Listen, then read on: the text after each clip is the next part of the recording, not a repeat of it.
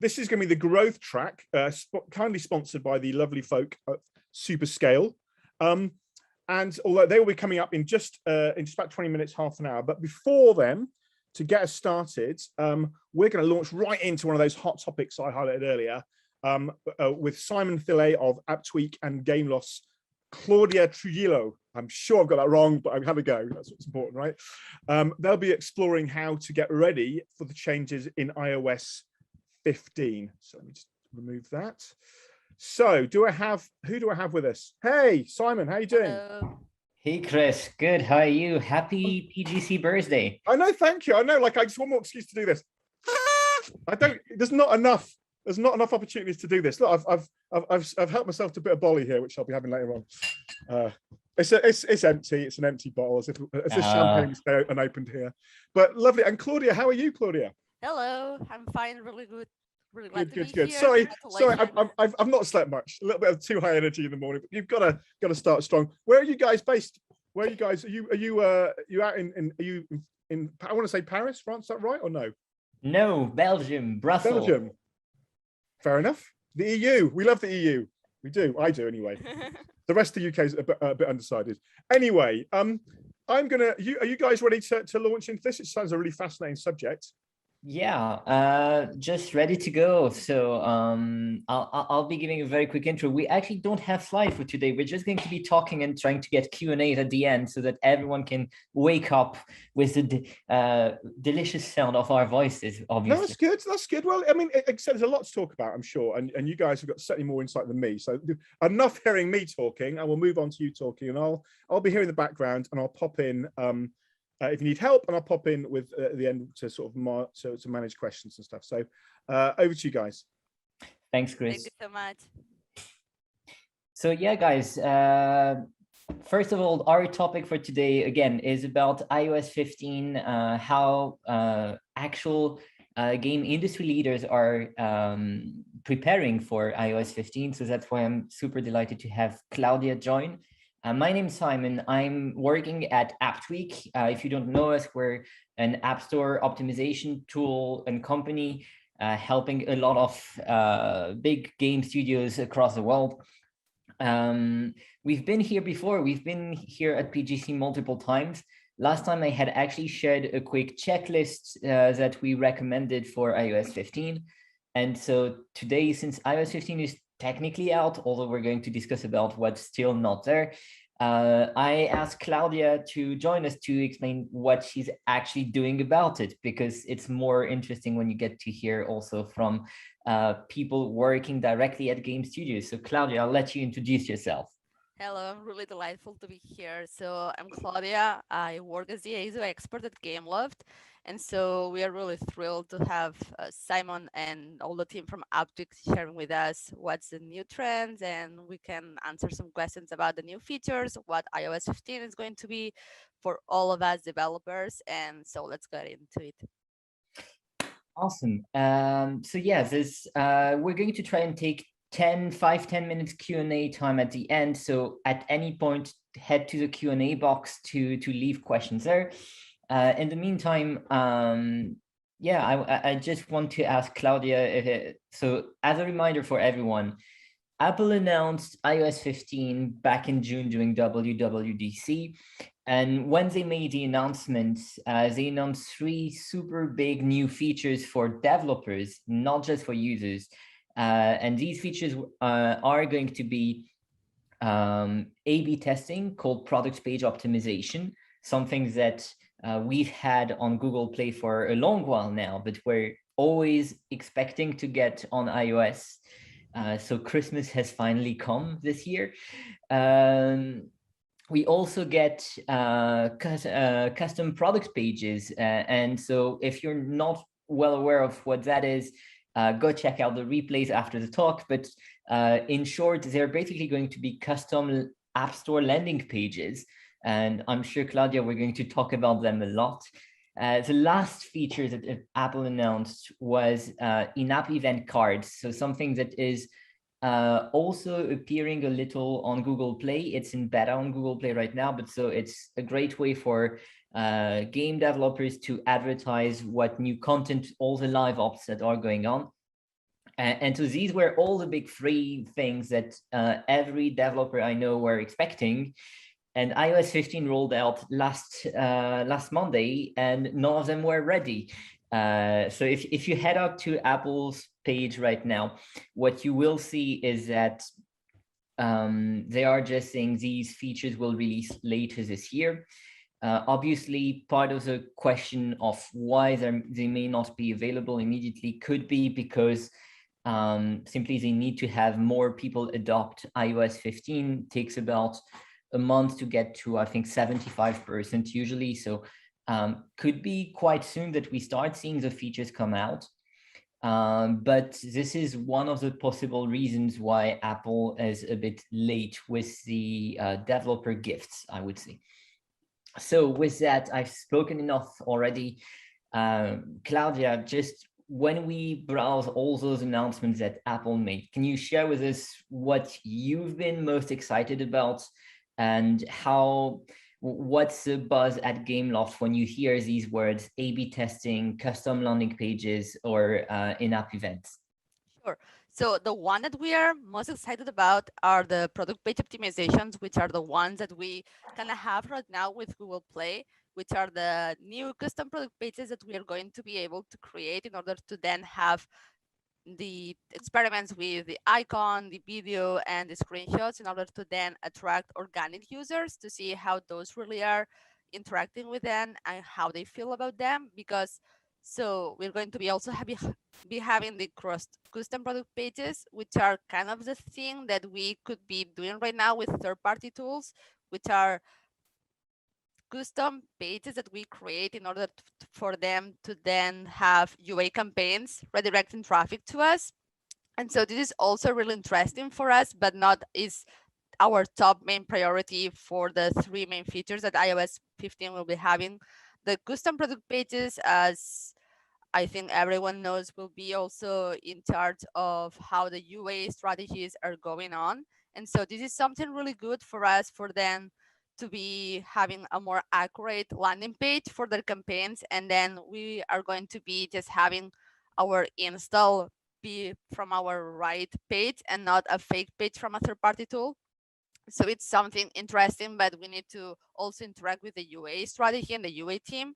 As far as for the product page optimizations, it's purely organic. So it's purely organic traffic. It's purely what we can change and test for different localizations and see how we are really doing, and not just maybe a bias media of how the paid users are really interacting with these different segmentations and targets that we're going to be having through the UA campaigns. And just to mention, so the new in-app events, it's something that, as you mentioned, Google Play right now has in beta.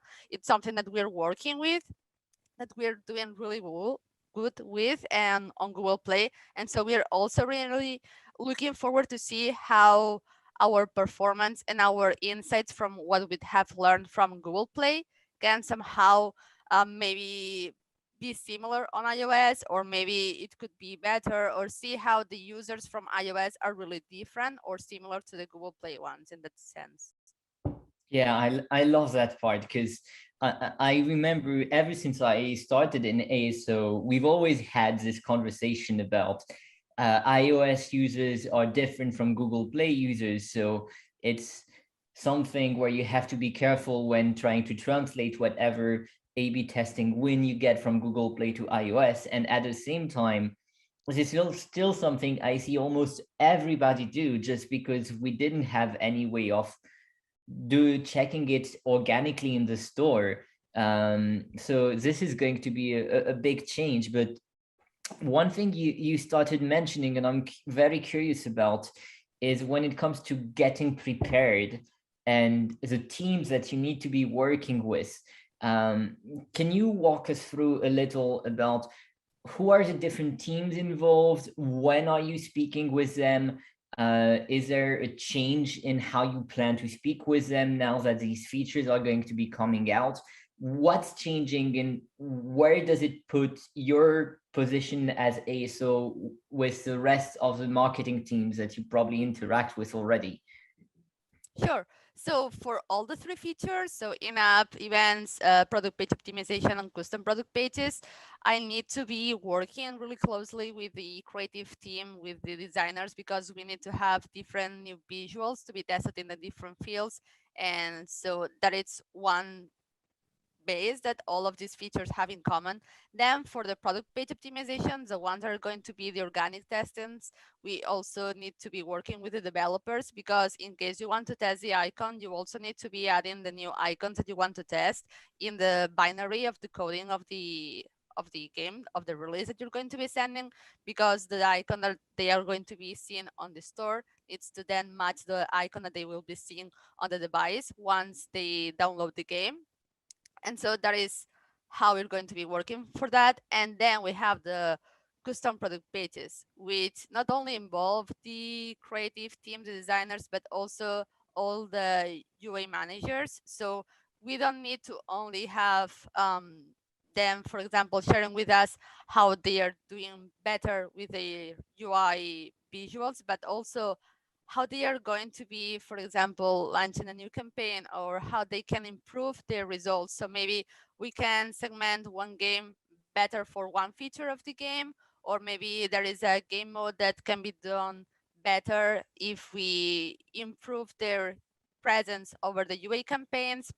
Also, if they wanted if we have a live event itself, we can also have a UA campaign more dedicated to that. Or if we want to segment it more for one gender or another, or for one age rate to another, so we can have different icons, different screenshots, and so on, that those can match really well the visuals that the UA campaign has, or even the message that the UA campaign is sharing. And so in that sense, we need to be working really closely with the UA managers and seeing how those campaigns are really doing, in terms of, does this custom product page idea or hypothesis that we have in mind, does it really, it's worth it to spend all the time creating these new visuals and then having to analyze it all? Or maybe for one localization, we need to maybe localize it better in terms of the culture of the country, and then maybe segment it better for the UA campaigns, and then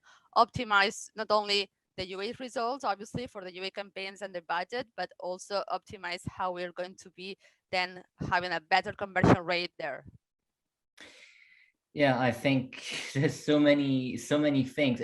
But one thing you started touching on is also that there's different priorities, but that also means to me, maybe it's not the same strategy for everyone. And at Gameloft, obviously you have multiple games. So can you share if there's different strategies you anticipate would be adopted by different genres, for instance?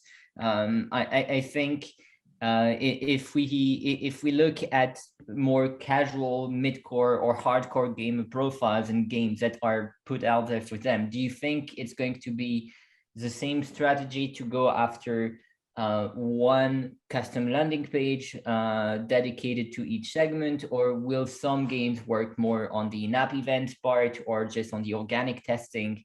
What are your expectations around that? Sure. So this strategy is really different for each type and genre of game.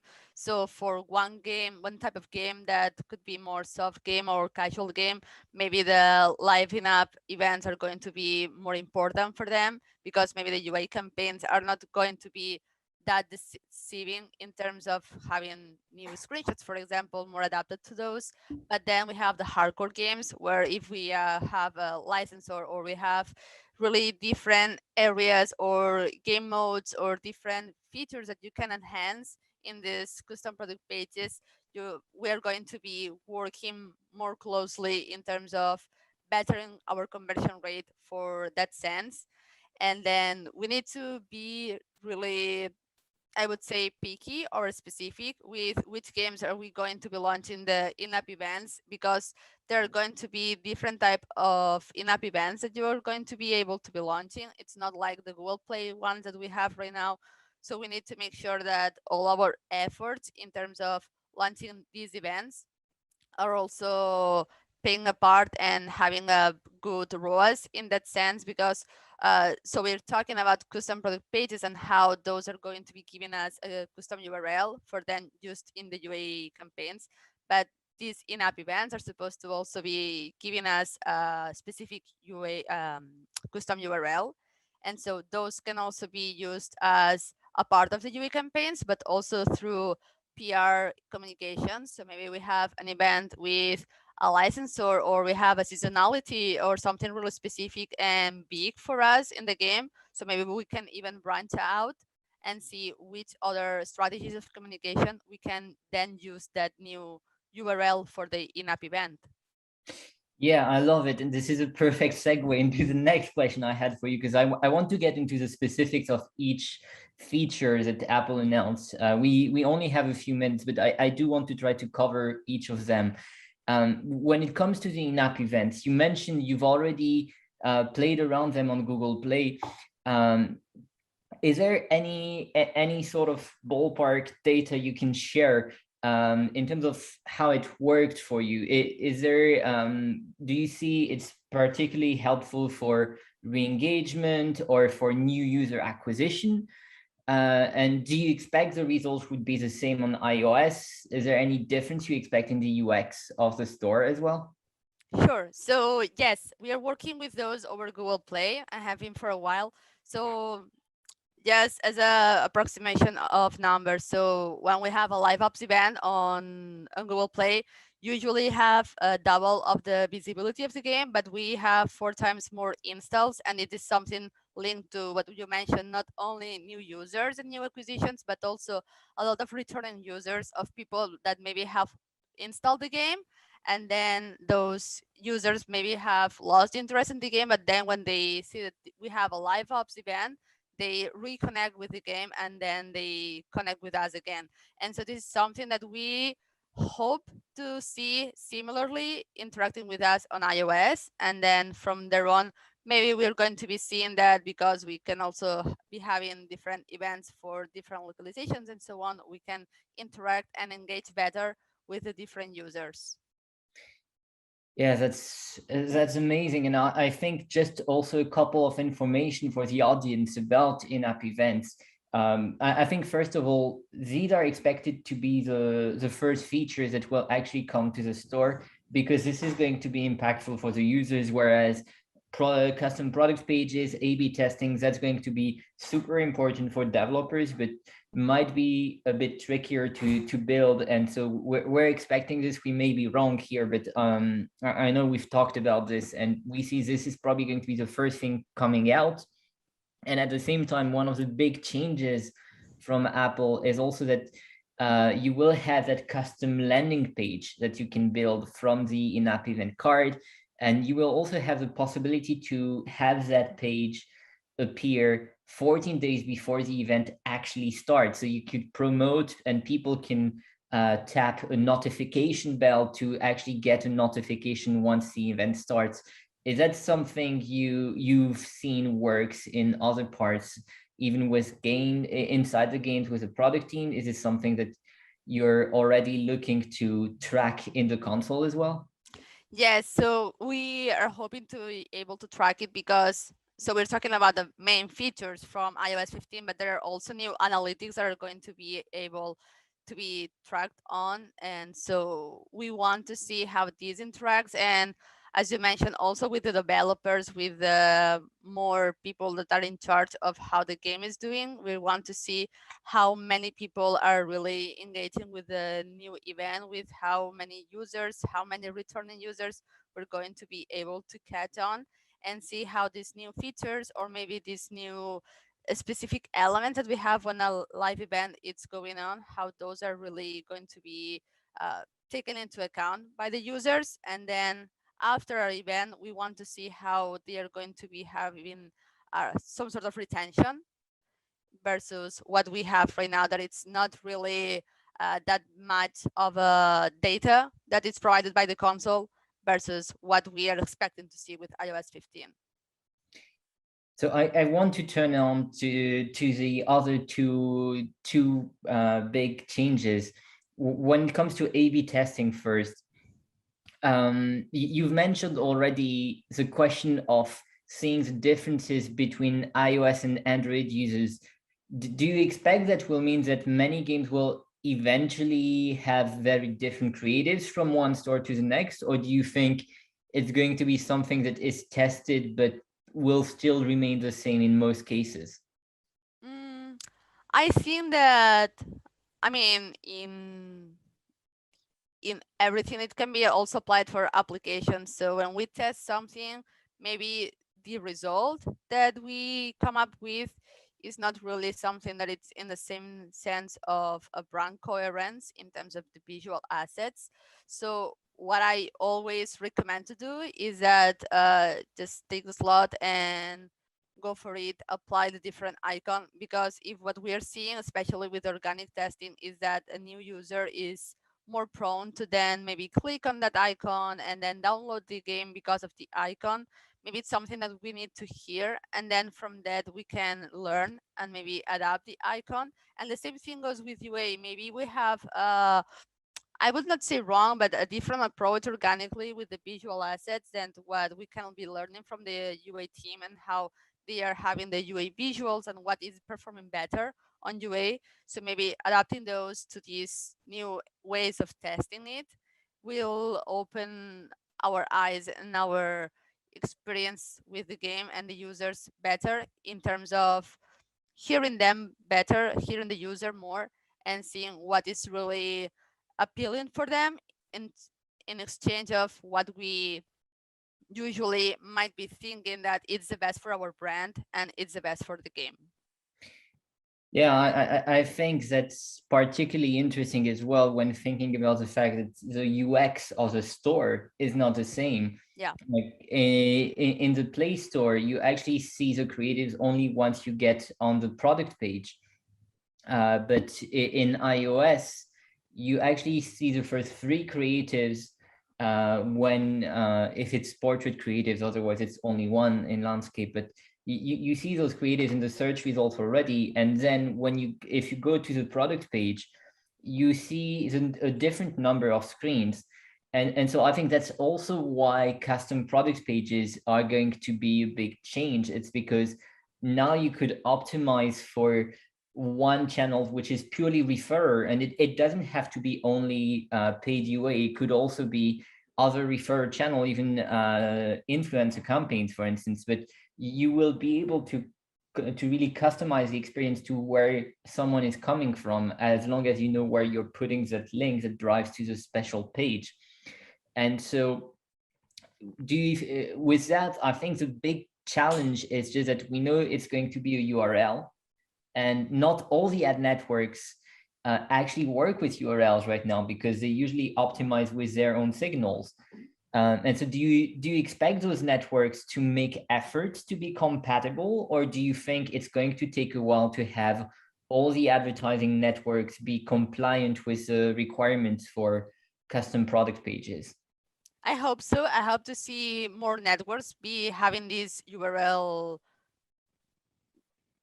extension for them to be having these campaigns for the paid campaigns, because so not only Google Play, iOS and other stores are moving with a quick path, and so we're moving really fast in terms of what we can embrace our users to be seen.